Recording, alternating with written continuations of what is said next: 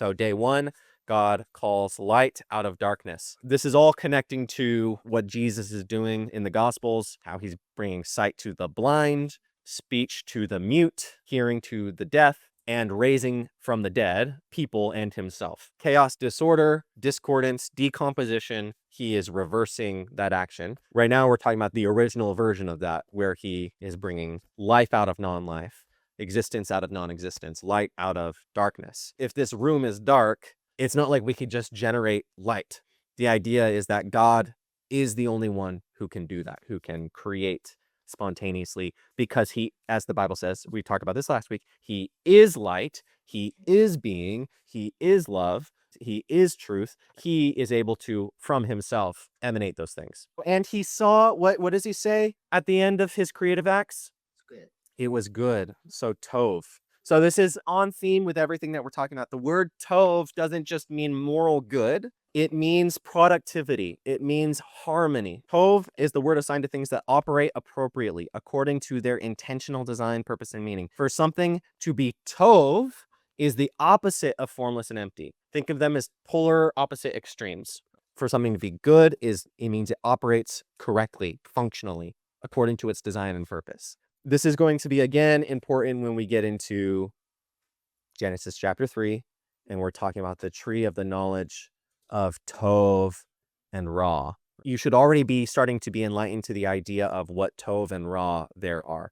That God, in his creative act, is deciding between things. He's ordering things. He's putting things in their proper place. And the day language, okay, so we got into this. So there was evening and there was morning, the first yom, which can mean day, week, month, year, or age. Yom is a general term referring to any sort of division of time. It may be referring to a single day-night cycle. Yom also may refer to any given measure of time containing multiple day-night cycles. Sometimes it may refer to a whole age or extended time period. So this sort of gets into your question, Patricia, at the beginning about literal 24-hour days or not. We'll just touch on that briefly at the very end, okay? So light is what's created on day one. On day two, the rakia is created. Do you guys remember what we talked about in regard to the rakia? We've talked a lot about this already, the dome, right? This is an element of creation that we're unfamiliar with, but it's an assumption for modern people, is the rakia is considered to be a construct of a clear glass-like dome dividing the realm of created order from disorder. It's a thing that divides, that basically says this is the universe, this is creation, and this is non-creation. This is going to be important. Understanding the rakia and the conception of the rakia is going to be important, especially as we get into things like Ezekiel or Revelation or things like that. Because when you have prophets having visions of the throne room of God in the heaven of heavens, they will describe it as being above the dome. So day one is light, and day two is the dome. And it represents the livable realm, the realm where things exist and live. He brings the land up out of the waters, and he brings food up out of the land, okay? Seed-bearing plants and plants-bearing fruit. So that's days 1 through 3. So what do we have created in days 1 through 3? A foundation, an arena, you could say. A place where things happen. So let's jump to day 4 now. You guys ready? And God said, "Let there be lights in the dome of the sky to separate the day from night. Let them be for signs and for seasons and for days and for years. And let them be lights in the dome of the sky to give light upon the earth." And it was so. God made the 2 great lights, the greater light to rule the day and the lesser light to rule the night, and the stars. And he set them in the dome of the sky to give light on the earth, to rule over the day and over the night, and to separate light from darkness. Anything noticeable in that little passage there? What does he make the lights in the sky? What are they for? Signs. What does it mean for things in the sky to be signs? Do we need stars to determine the seasons? We do, yes, in a sense of determining time, but are there other things that tell us what season it is? Yes, yeah. So the leaves change and the weather changes. So there's something important about these signs in the sky that's more than just the functional aspect of the leaves turn brown and the crops, certain crops come at different times and things like that, right? So the Hebrew term is moed. In our modern conception, seasons only have to do with the life and death cycle of spring, summer, fall, and winter. However, in the biblical conception, seasons have more to do with the calendar schedule for sacred festival worship.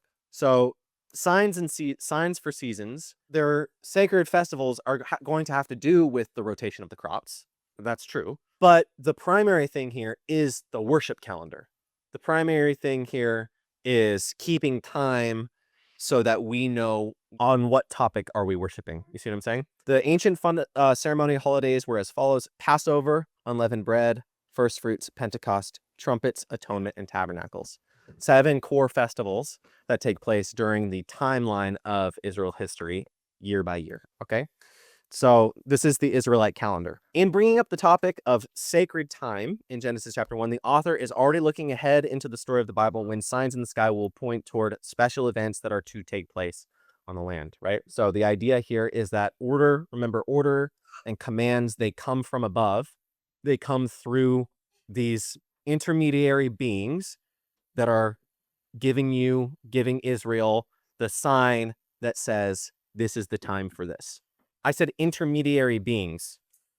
We'll get more into that. But the heavens declare the glory of God, per Psalm 19. As we talked about, the star of Bethlehem.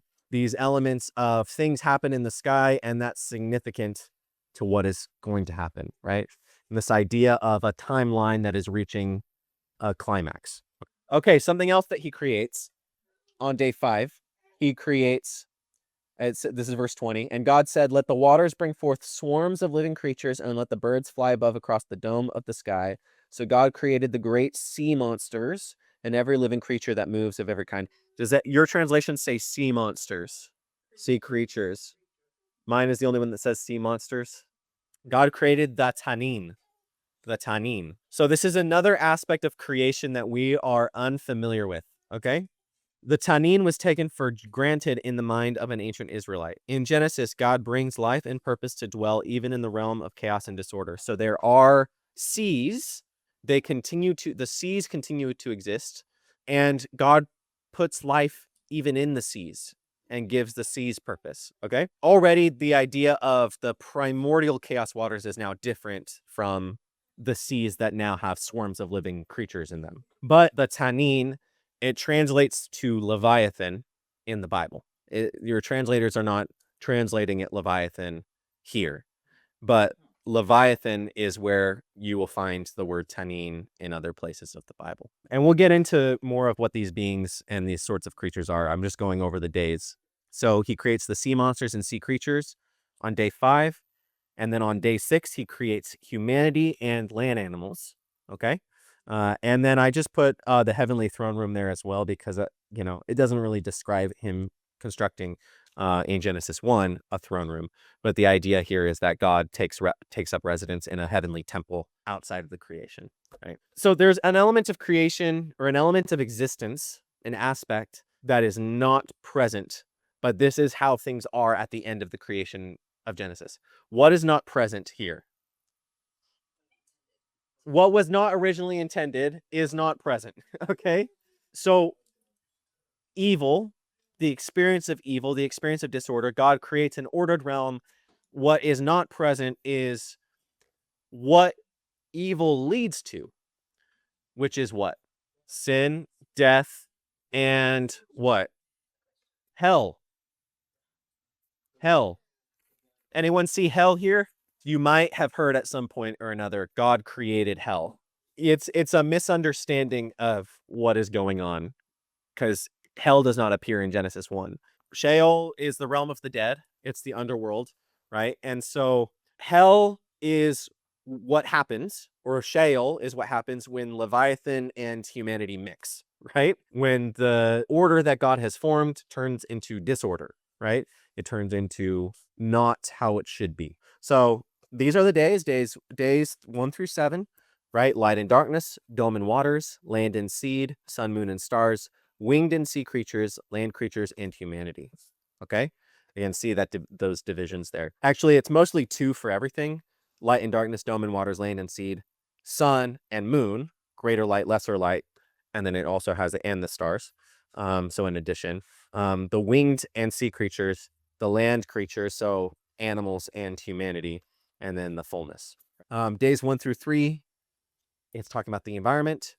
Days 4 through 6 talk about the inhabitants of that environment, and then they correspond, right? So light and darkness, the sun, moon, and stars. What does it say? They rule over the light and the darkness to separate the light from the darkness, right?